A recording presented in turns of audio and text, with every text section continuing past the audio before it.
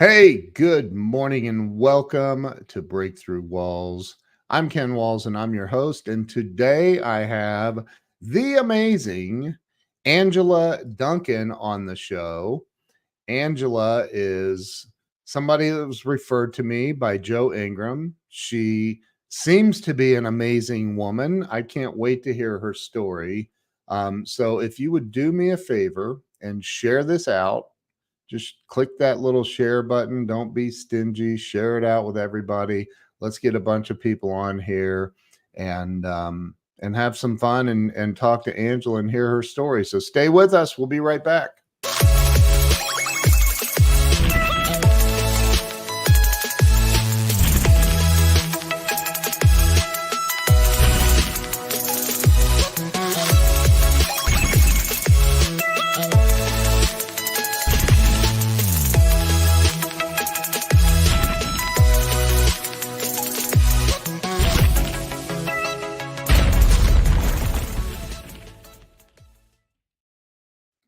And we are back. Let me bring Angela on the show. Angela, welcome. How are you today? Good. I saw you back there kind of grooving to the music.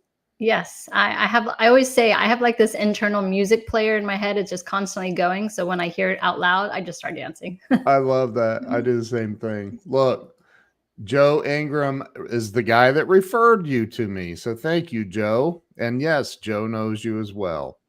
So, Angela, thank you for coming on the show. I told you this is all about helping people get unstuck in life and have a breakthrough. And I truly believe that by hearing other people's stories and how they broke through, we get to have our own breakthroughs as a result of hearing that. So, why don't you start with telling everybody where you were born and raised? Where did it all start for you?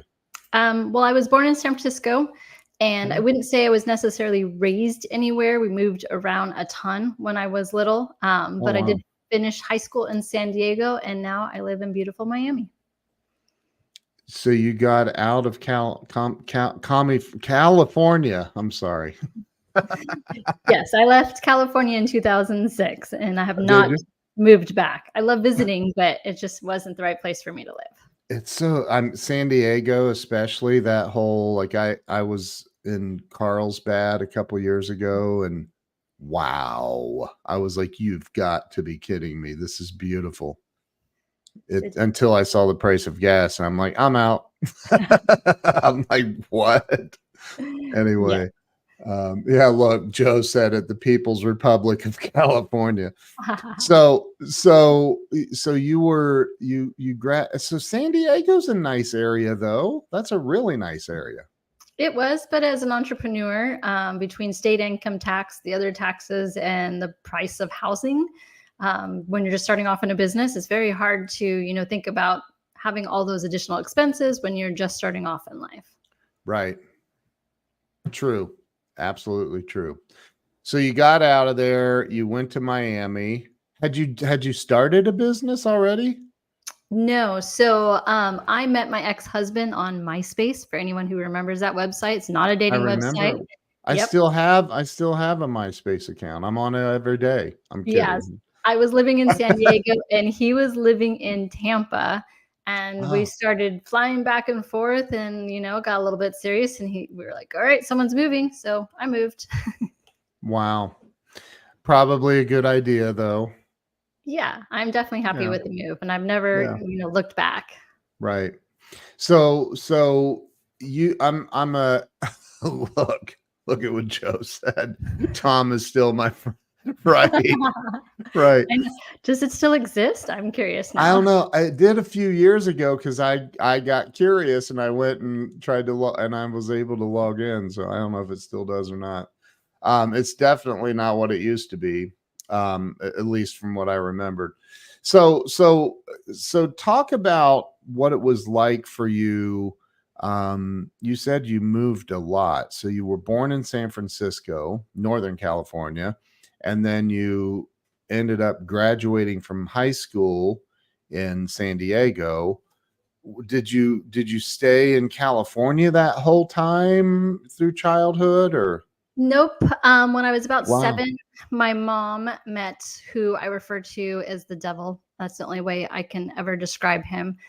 He abused me as a child, and he also decided that he was going to make a career on living on the wrong side of the law. So we had to move a lot because you got to run away from the police if they're, close to catching you. So I lived in California, Washington, Nevada, Arizona, Colorado, Missouri, Texas, all before the age of 15. And Oh so my God. when I was 15, my mom, I actually came home. We were living in Vegas at the time. I came home, was off the school bus, and there was police in my front yard. And I walked into the house, and my mom and the devil was in handcuffs. And the police officer said, grab a backpack, just put some essentials in that backpack. My brother was 3 at the time. So, no, I was 14. Yeah, he was 3 at the time. So they told me to pack him a bag, and they took me and him off to protective services. And then my mom finally left that situation, thankfully. But when I was 18 years of age, I decided that I needed to go out on my own, that I was not in a safe environment. Yeah. And I needed to kind of figure things out for myself and hopefully rebuild. And I don't know, maybe at the time I was running away from my situation, but Yeah. I needed to be able to take control of my life. And that was the only way I knew how. Wow. We have that all in common, by the way. Mm. I have everything. Anyway, that's crazy. Wow. And except for I was 17 when I left and I didn't graduate high school. I was like, I'm out of here. But so talk about, gosh, I can relate so much of that and the horrible feelings that go with it. Mm. So when you left at 18, where were you living with your mom at the time?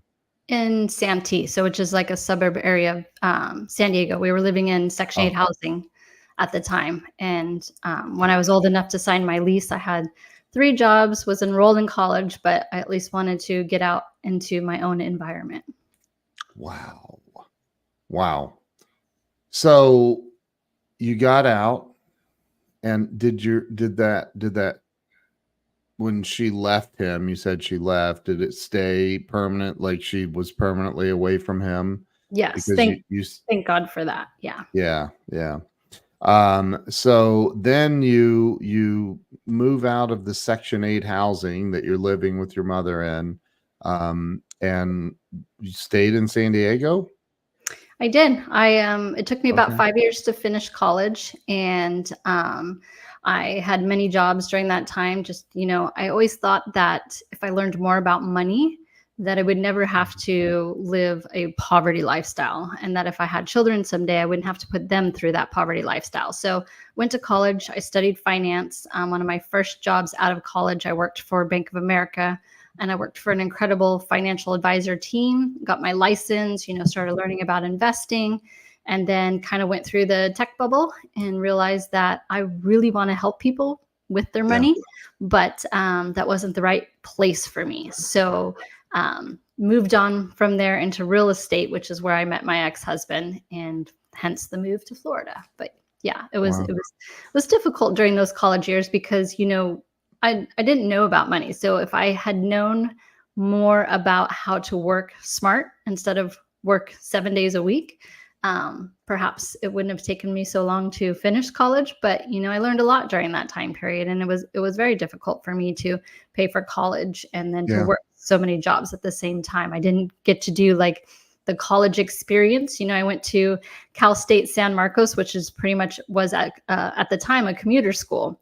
And Mm. so I didn't do football games or frats and sororities because I didn't have any time for any of that. So a lot of stuff I missed out, but obviously that was God's plan and the path that He put me on. And I'm grateful that I finished college Wow. Yeah, that's incredible. And so your degree was in what? in finance. Finance. I was gonna say that, but I didn't want to make assumptions. It could have been biology or something. I'm kidding. So okay, so you graduated from college. Congratulations on that. And it sounds like you experienced a lot of handouts. I'm kidding. Like you're like, what's that? So like I just think that's so baller though. Like you did it in spite of all the crap you were going through. You went out and made it happen. That's incredible. It's Yeah, absolutely incredible. it was really difficult leaving my house too because my brother, who was much younger than I, we shared a room when I lived at home with my mom. But leaving him with that environment, it was tough. But I also knew that I was not in a state of mind where I could really help him. Yeah. And so I knew that I needed to work on my own mental health first and to get myself financially secure so Yeah. that, you know, I could pick him up on a day off or a weekend and go spend some time with him. But that was really hard, I think, for me to not only leave that situation, but to kind of leave him behind because I felt like so much of his mother. When you're in that type of situation, you kind of take on that role. Yeah. But I knew that I had to do better for myself first, and I think Right. that's difficult for a lot of people. Wow. You're certainly, and Joe said it, you're the poster child for resilience. Mm. And I have to agree with that. So you're still in San Diego at the time. You graduate college with your degree in finance, and you immediately became a multimillionaire.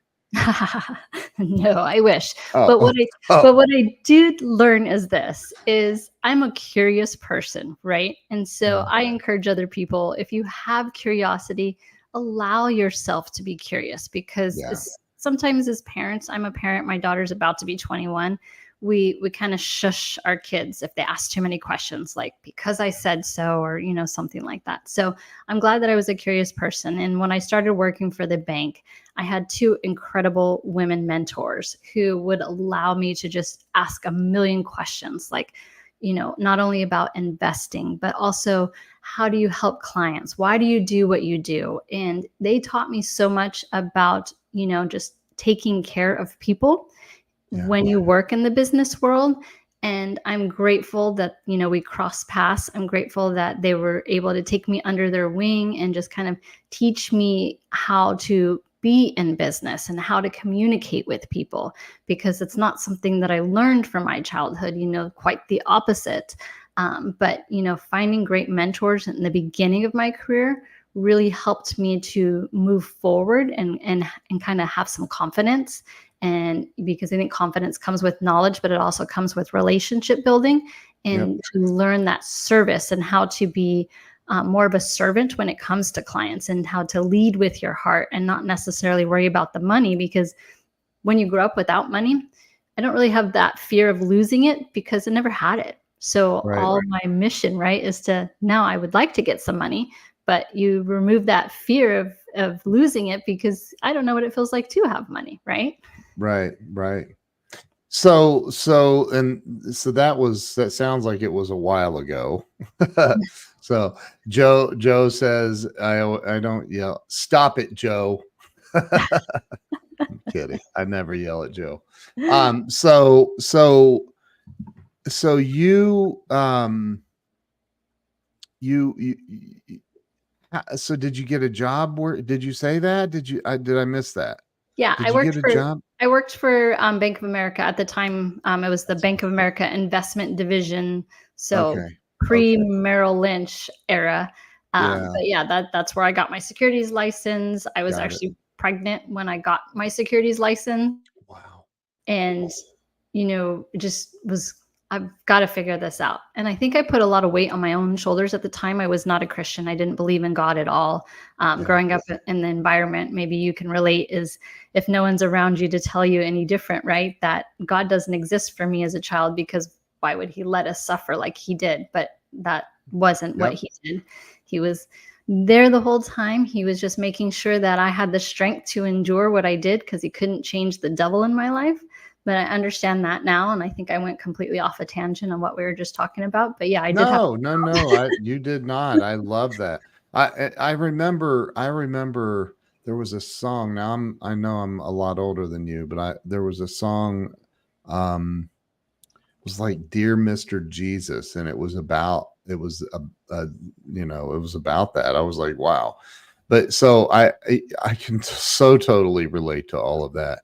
So when you were working for Bank of America, that's a huge company. I think BlackRock owns them now, right? I'm kidding. I shouldn't have said that on.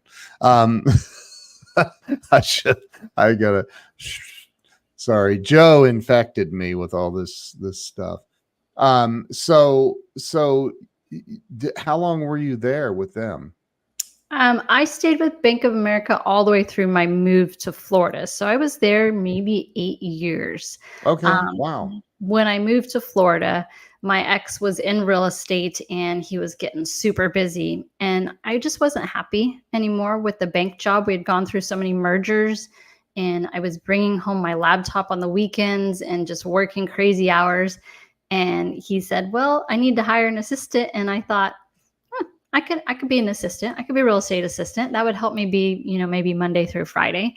Yeah, And so I quit the corporate job, having yeah, going to 100% commission as a newlywed and with a 3-year-old. We kind of took a chance, and yeah. that's where my business transitioned into real estate, and that's where my empire building began, I guess you could say. Wow. Okay, so there's a lot of different facets to real estate. So specifically, were you in the like multifamily? Were you what kind of real estate were you getting into? When we first started, we were real estate agents. It was a husband and Oh, wife team, and we started to build out a team and add other agents to our team. So we were strictly residential properties. And at this time period, if you could think back, so as mentioned, I left my security of my corporate job with a newborn and or with a 3-year-old and a newlywed. This was 2007. So it was right before. oh my gosh. Yes. So we buckled down, right? Because in that moment, I Mm, believe that scarcity from my childhood, like I'm going to be poor again. I don't want to be poor. And all of those thoughts start going through your head. But mm, I don't have a choice. I just need to keep moving forward because we've got responsibilities. We've got a team. We've got a child, and yeah, going through a housing market crash without the stability of guaranteed income, 100% commission. We knew that we just sat down and we're like, all right, where can we cut expenses? How do we live as lean as possible? Where yeah, can we find more clients without spending money? And, where's all the free stuff? So that's what we had to determine. You have to really look at your own income and your own household expenses when you're going through a housing market crash, when that's like your source of income, right?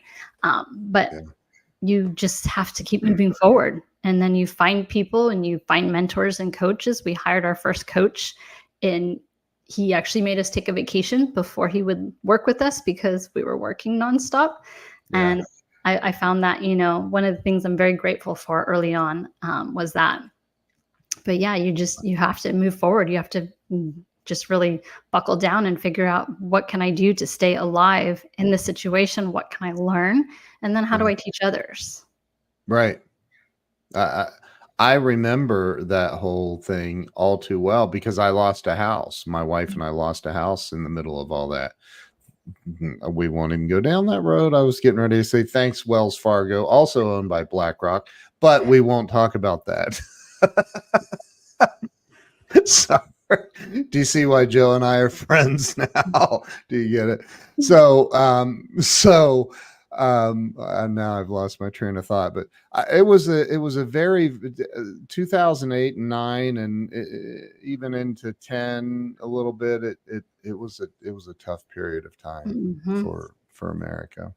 But did you ever think though, because you were realtors, did you ever think maybe we should start a mechanics garage or something instead of this? Or like should we do something else besides what nobody is buying right now? Like, Yeah. I mean, we had some side gigs. I oh, actually okay.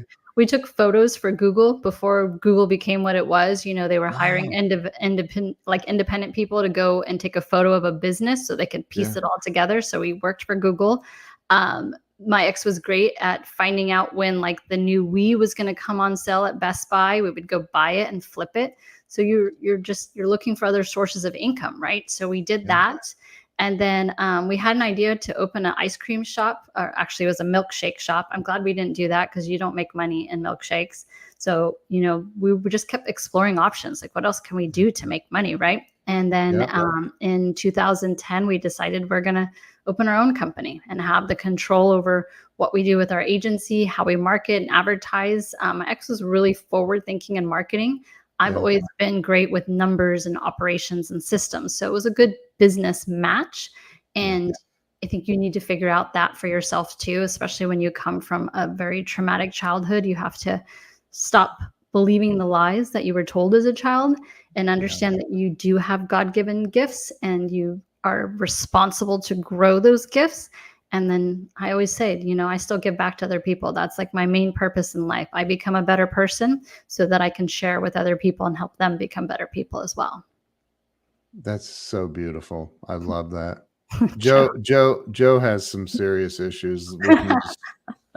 We all know that. If you know Joe, he's got. I was gonna say that song is inappropriate for any young listeners. Oh my gosh. So I've never even heard the song, so really? I don't even know. I mean, I know the reference. You're not missing anything. Okay. So I love that, because I've always said that, for many, many years, the resentment I lived in with all of that stuff tried to kill me. I mean, I'm a recovered alcoholic. Trust me, it wasn't before I stopped drinking, I was almost dead multiple times. And so, that resentment was the fuel. And after I learned how to forgive and move on, and I didn't do it, God did it. I tried to do it, but then God was like, "You're not going to be able to do it on your own, bro. So you might as well hit me up, yo. You got my digits." And I was like, "Okay." So, but I finally learned to forgive, and now I say, and I don't know if you're like this or not. I'm getting to a point. Now I say, you know what? All of that stuff, I don't resent it now. I'm grateful that it happened because it made me who I am today and gave me the ability to have empathy for other people. Yeah. Do you agree with that? Absolutely. And now, one of my focuses now is teaching women about money. And I get asked, why women? Well, if my mom had perhaps a different financial education, I think that perhaps she could have chosen a different lifestyle. And so I'm empathetic to people, especially like the kids that grow up in poverty. I know what it's like to get made fun of, for not having new clothes or because I have to get the school lunch program, because we qualify. But I have empathetic for those people who don't know how to break the cycle. They don't know how to create income. They don't know how to take care of their families. They weren't taught. And while we can say we live in an age of lots of information, it's almost too much information, right? It's overload. You don't know who to believe. You don't know where to go. And then you're stuck. It's true. Very true. But I mean, let's be honest, that government cheese was the bomb. Oh, yeah. Milk, eggs, cheese. Yeah. Oh. Yeah. I will say there's a restaurant, and I don't know if it's outside of California, but it's called Arby's. And in high school, I used to get Arby's lunch for free. Arby's roast beef, you mean? Yeah, those roast beef sandwiches. I will never eat that again. I don't eat Taco Bell because that was one of our free lunches. It's just like, brings back those bad memories. So break the cycle, then I need to break the habit. No more Arby's. I just it's so funny. I was in down near Dallas yesterday, and I'm driving up Preston Road, coming back up north, and there's a freaking Arby's. I noticed it, and I was like, "There's an Arby's. They have Arby's here. I didn't know they had Arby's here. I've only been here 2 years." I'm like, "There's an Arby's." I haven't had Arby's in a while. I actually like Arby's. Yeah, well, you don't like it when you get it every Friday for lunch, so. Yeah. Well, so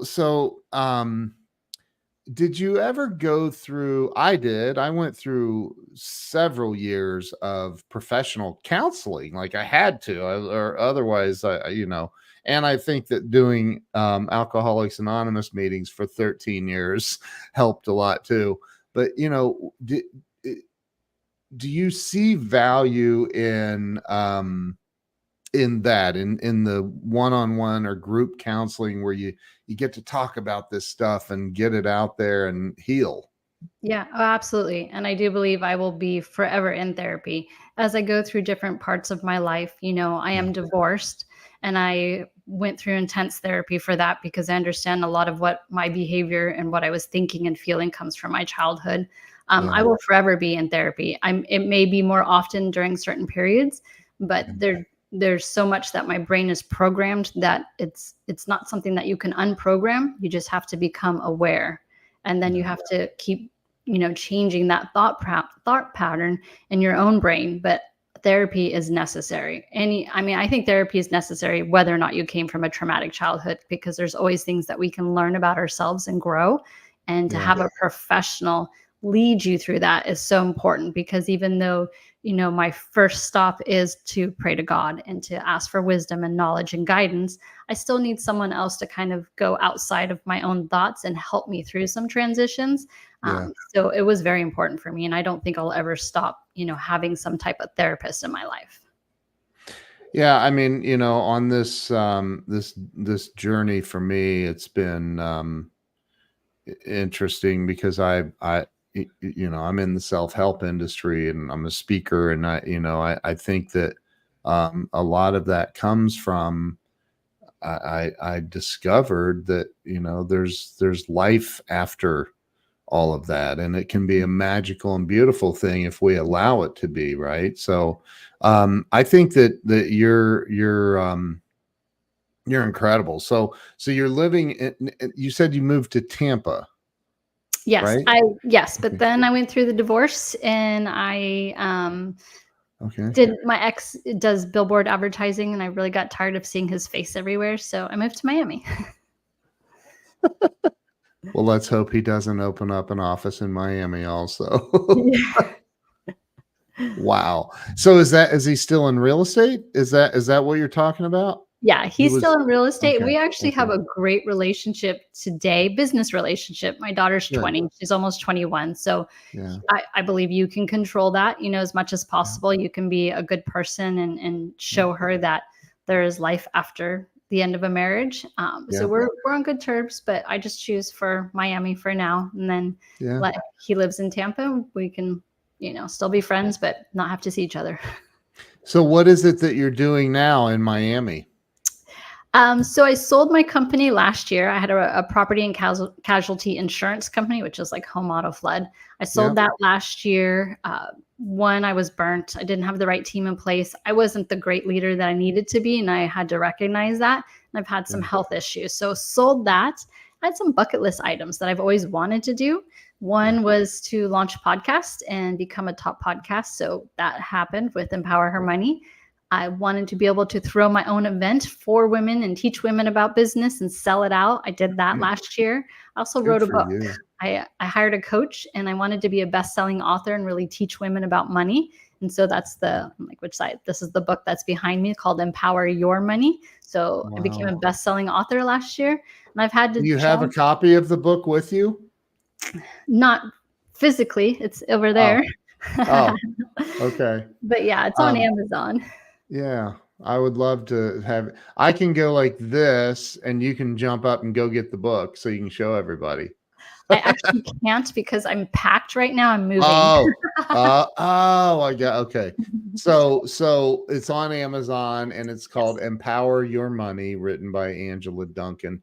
Is Yes. there? Let me ask you this: what is? Because I want to have this up on the screen. What is your website address that I can put up? Do you have one? Yeah. Empowerhermoney.com. Empowerhermoney.com. That's awesome. So your life goal now um is financial literacy for women. Yes. Breaking Have you that. ever huh? Pardon me? Breaking that gap. Okay. So have you ever met Sharon Lecter? I haven't, but I love her story because I think a lot of people don't know the Rich Dad, Poor Dad story and how the book came about and Yeah. how the game was first, and the book was more of a manual written for it. But yeah, I love her story. Sharon is amazing. You guys need to connect. I can help you do that. She's an amazing lady. And she does the same. She teaches financial literacy. And Yes. my wife is on here. She put your website address up there. So thank you for that, Jill. Thank you, Um Jill. so talk about, if you would, you're doing all of this financial literacy for women. I know you probably don't believe this, but men need help with that too. Um, I'm just kidding. I know you believe that. But so, just for anybody in general, what are some of the big um, things that you see people do that they don't really truly understand about money, or what you're teaching? And I'm Right. going to give you full screen for this, by the way. So Okay. I'm still here. First, you need to know that you're not alone. Right. Whatever financial circumstance you're in, yes, you've made decisions to get there, but you're not alone. And it's not impossible to get out of it. Credit card debt is one of the biggest factors for poverty in the US. We have $1.3 trillion, and that number is constantly going up. USDebtClock.org does track that, and I pay attention to that. It's one thing I'm passionate about. It's something that we can solve. It's not some unknown disease that doesn't have a cure. Credit card debt is something that we can solve.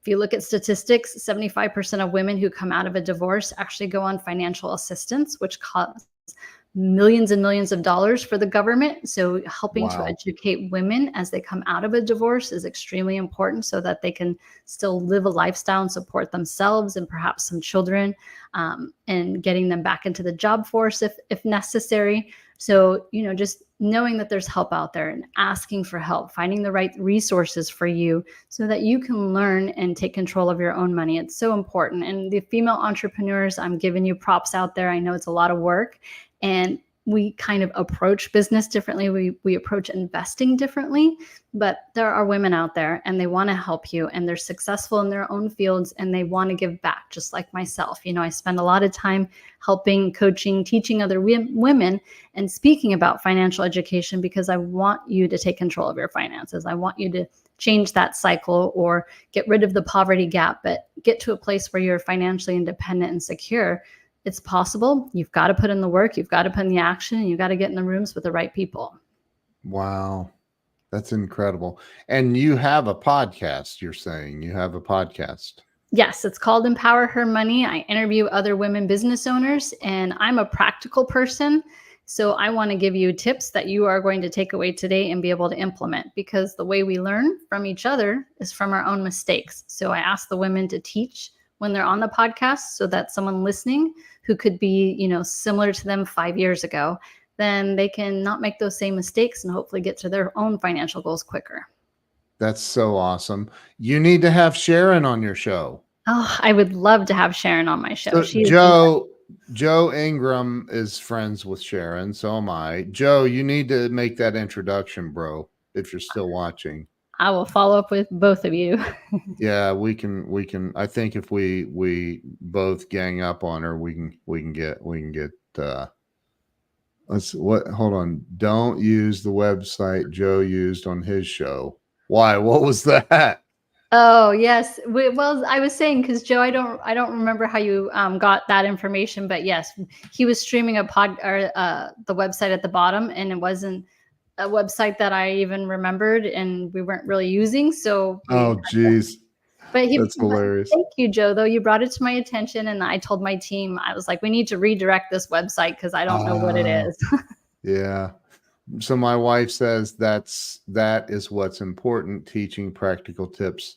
So what if somebody right now, and this is important because I've been homeless as an adult, and I've been wealthy as an adult, and wealthy is way better. And but there may be people that are watching right now that had are having their electric turned off, or they're struggling to whatever. I mean, it's right now is a not so easy time. What kind of tips would you give somebody that's just ready to give up? Because I've been there. I've been in that place where, I thought, what's the point of living? Like, what's the point of even moving on from here? What would you say to somebody to give them some inspiration to keep moving forward? Yeah. Um, for me, it was finding church, finding an incredible, amazing church Bible study group of women. They really poured into me and they helped me believe that this is not the end of my story, that God had a Mhm. greater purpose for me, and that this is just a lesson. So, what is it in this lesson that I'm learning? And, for someone who might be, feeling like they're at the end, they're going to be able to empathize with somebody later in that very situation. But I encourage you not to give up. I encourage you to keep moving forward, and you've got to connect with someone who's going to help you get there. And there's so many people who will give this for free, but you have to take the action. So make that step, even if it's just a baby step, one step forward, find one person and connect with people, get in community, because you're not alone and we're not made to be alone. God created us in community because he wants us to help each other. And you've got to find that community. And we exist. I'm in a great community. I'm here too. One of them is on Zoom, one of them is in person. And so we're out here, just reach out to someone. You can reach out to me. I can help connect you with somebody, but don't give up. I love that. I love that. What's so trying to think how to word this. For somebody that's maybe never, I'm sure you have people say, I've just never been good with money or things like that, right? How do you and there's people over on Instagram watching too. Dr. Razan, it's good to see you, and blessings by Barb. So for the people who say things like, I've never been good with money, or or they actually are not good with money, what advice, how do you guide somebody, because you're kind of in that realm, right? Like, you just try to guide people on where do you start, what do you say to them, how does that process work? All right. So let's change that story. This is a lie that you're telling yourself. And maybe you have done some actions to, promote that lie to yourself, Yeah. but it's time to change your story. You can be good at money without knowing everything about money. And it's basic financial principles. You've got to know what your income is. You need to know what your real expenses are. What can you not live without? And look at your bank statements. Look at your credit card statements. Look at the subscriptions on your phone. Cut everything out that you don't need, because really, when it comes down to it, at the end of the day, we need food, water, shelter.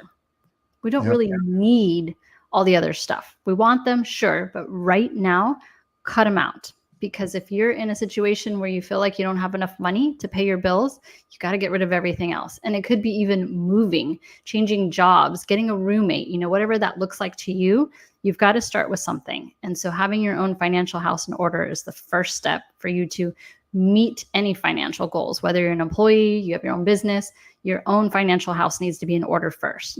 God gives you what you can handle. I've heard that saying, and I don't Yeah. believe it. I actually believe that God gives you more than you can handle, because he wants you to lean on him. And that's where your community comes into place. I love that. That's And pretty you mentioned Jill awesome. keeps popping in here. Jill, I want you on my podcast. Ah, that's awesome. That my wife. Yes. Yes, she would be a great guest. She's way smarter than I am. She was the global VP of marketing for a couple of different 500 million dollar companies. So Yeah. And I bet um she's got a great story she can share and teach as well. she does. Yeah. I mean, her story really got started when she met me and we got married, but I'm just kidding. I'm kidding. No, Jill's amazing. I'll connect you guys. So what pretend for a moment, because I don't know. I mean, my audience is maybe 150,000 ish.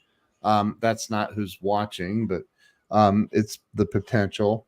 Um, Pretend that you're standing with a microphone and you have the attention of all 8 billion people on planet Earth. Hmm.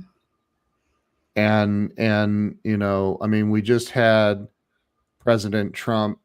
We know what happened with him the other day, and there's so much hatred and anger and everything going on in the world right now. um, I'm going to give you the microphone to speak to all 8 billion people on planet Earth right now. What do you have to say to everyone? So when I personally am having a down day, or perhaps I feel like I'm not winning, if you think about one thing, if you were to reach out to one person and say, how can I help you today? What is your biggest struggle?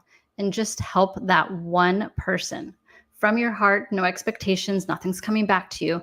But your role today is to help one person. If you think about if every person on this planet did that for one person, then every person on this planet would be impacted positively. Someone reached out to them today and said, how can I help you? I Mm, don't feel like that's complicated, but we get go like so consumed in our own world that we forget we're here to serve other people. So serve just one person today. In fact, I did a challenge with my community this week where I challenged them for the next 30 days to text one person and just say something positive to them. You know them, say something positive and encourage them for their day. And the amount of people that are participating is incredible, but it's something you can do that takes less than a minute. How can I help you today? that is absolutely beautiful. That's beautiful. I think that, you know, if we can just remember, um, you know, I had this girl cut my hair yesterday, and she's Muslim, and she was afraid to tell me that. I said, you don't need Mhm. to be afraid to tell me that. Like it is what it is. I don't judge. I don't care. You know, like I really truly don't. I think that we need more we need more kindness in this Mhm. world. We just do, and I love that. I love that challenge. Actually, now I'm going to have to challenge my community, but I think that's good. That's the way that it works. That's the way that it works. Um, so what else would you say to the world? I mean, I mean, here you are. You're a finance expert. What would you say? What would you say to people that are like? Is there anything else you would say, like, besides cut out all the stuff that you don't need? Um, look, I practice Joeism. WW. What would Joe do Oh my instead of god. WWJD, which obviously we know is used by what would Jesus do? Right, right. Nice try, Joe. You can't steal from the man.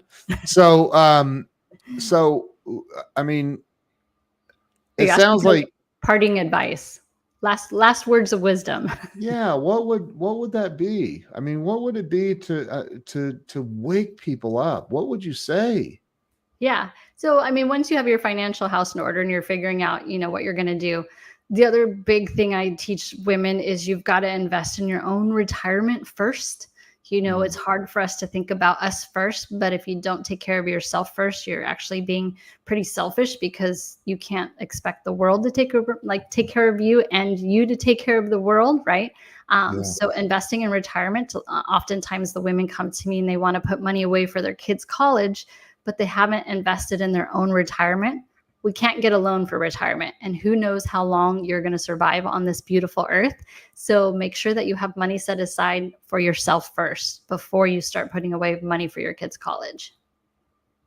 I love what you just said. We can't get a loan for retirement. Wow. Wow. But we can use Joe's credit cards.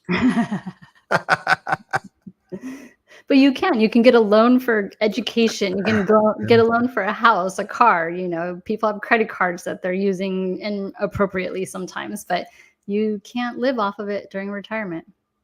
So we were talking a little bit before the show started. What are some of the things that you do because I'm big on, you got to keep educating yourself. I did not finish high school. I didn't go to college. And I've had a lot of college graduates work for me, however, over the years. But I think about, when I was 20 years old, I realized that I was an idiot. I didn't know anything. And I decided I got to start reading and learning and absorbing. And I've never stopped. I read every day of my life, and I'm constantly trying to improve that. And I always felt like really insecure about it until I heard Brian Tracy say he didn't graduate. And I was like, all right, there's hope for me. But so what are some of the things that you do to continue growing and educating yourself? We talked about one of the things prior to the show starting. Talk about that. Yeah. I love putting myself in the room where I'm not the smartest person. So that's a big thing for me, is going to different type of events, networking, and making sure that I'm always continuing my education in that piece. You talked about Right. books. I still read books. I prefer a paper book over anything electronic, even today, because I'm one of those like highlighters with notes and stuff. And I spend a lot of time educating myself on business and money because that's my passion. That's what I want to teach other people. So I can't continue to teach them if I'm not allowing myself to be a student as well. So I'm big on that. And I've always had mentors and coaches. I don't think that that's ever going to stop either, because not only do I have, my therapist for my mental health, I also want to make sure that I'm educating myself through coaches, because they have other experiences that they can teach and share with me as well. And they coach other people that can teach me as well. But I'm a big believer in, I'm not going to sit at home. I'm going to continue to either read or watch great videos. I don't have Netflix or subscribe to any services, because for me, that's just garbage for my head. And I prefer to, allow my brain to soak in the best information so that I'm a better version of myself, so that I can still serve others. I love that. That's awesome. Angela Duncan, you truly are amazing. I love everything that you're doing and teaching, and everything you're talking about is incredible. Joe says comic books don't count as. All right, Joe. What is wrong with him? I don't know. I will say I don't read or watch those type of things, but occasionally I do go to the movies to watch something that's not business related. So do give yourself a break. Yeah, you got to have a break. I agree. So where's the best place on social media for everyone to follow you? I'm on Instagram, Empower Her Money, or the website empowerhermoney.com. Okay. Everybody make sure you go check out empowerhermoney.com. Go follow Angela on Instagram at empowerhermoney. And Angela, thank you. I'm so grateful. Thank you for coming on and sharing your wisdom today. Thank you for having me. I'm going to end the live stream, but you stay with me and we'll chat here in a minute. But everybody watching, please share this out. Let's get a lot of attention on this. And if you're listening on the podcast network, go over to empowerhermoney.com and check out Angela and everything she's got going on. Y'all have a wonderful day, and we will see you very soon. Thanks so much, Angela.